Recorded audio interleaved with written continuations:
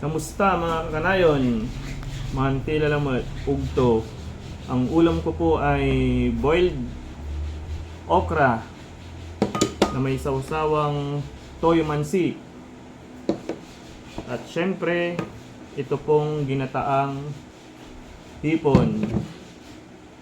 Ayan, umpisa na po natin kumain. Gaya ng sinabi ko, every meal may gulay po akong kinakain dapat, hindi nawawala.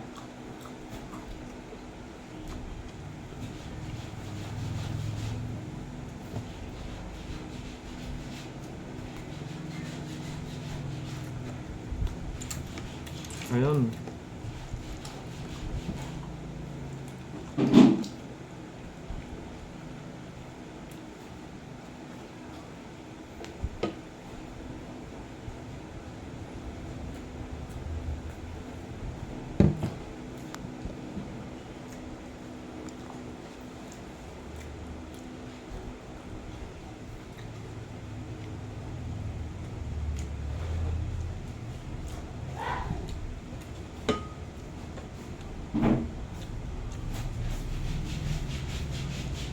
Sa mga laking probinsya po, karaniwang kinakain po doon ay mga gulay.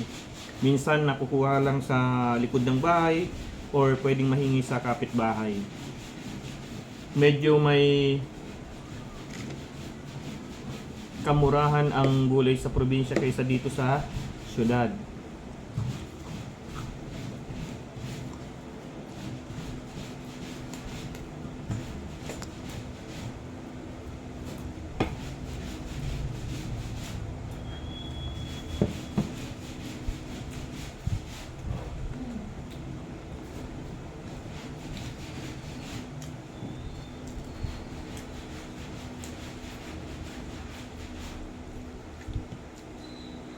Maganda pong i-practice natin sa ating mga anak yung pagkain ng gulay, hindi yung mga frozen foods po gaya ng mga ham, hotdog, longganisa at kung ano pa mang frozen foods po or processed foods kung tatawagin natin.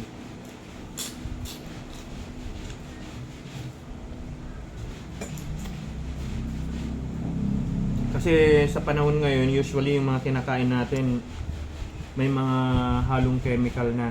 Hindi po natin ma-assure yung ano natin, yung seguridad natin, lalong-lalo na pagkadating sa ano po, kalusugan mga kakanayon.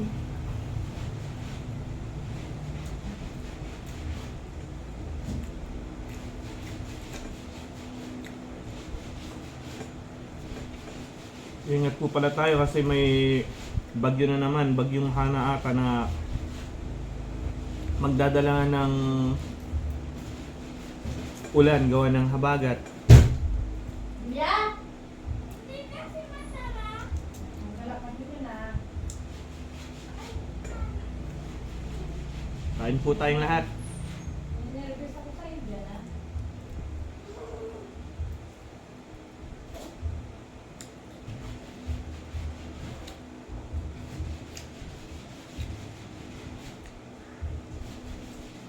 Bukas po ay pasukan ulit.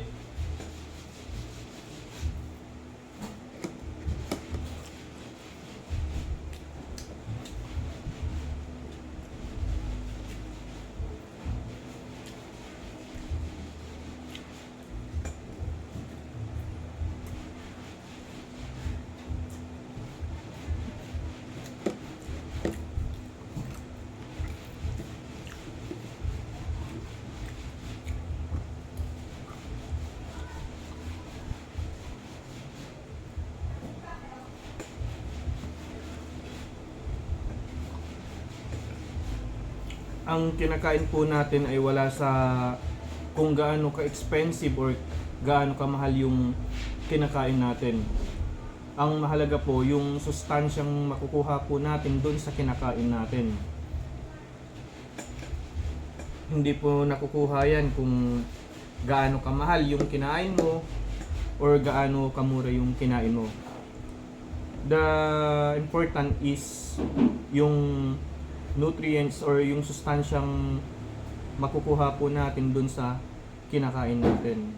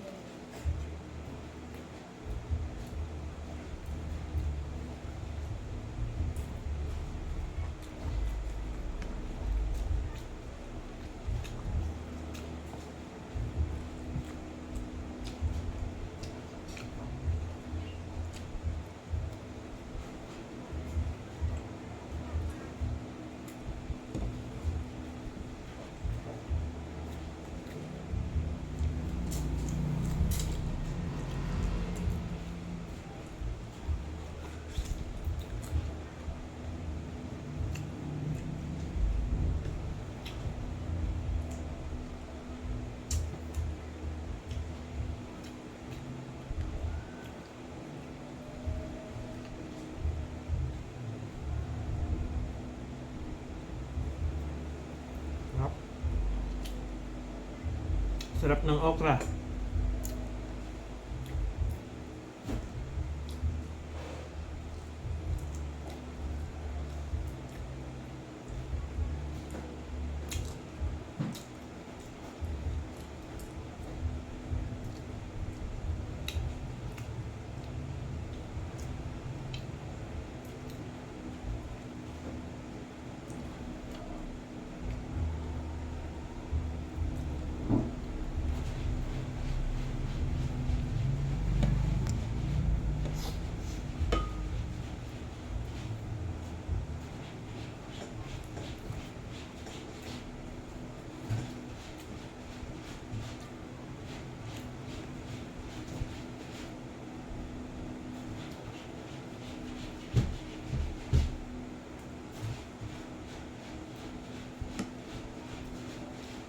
Kaya sa 2 kilong bulan ninyo?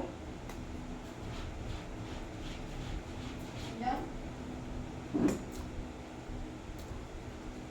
Puro ba yan? Ayun na po, tapos na po. God bless.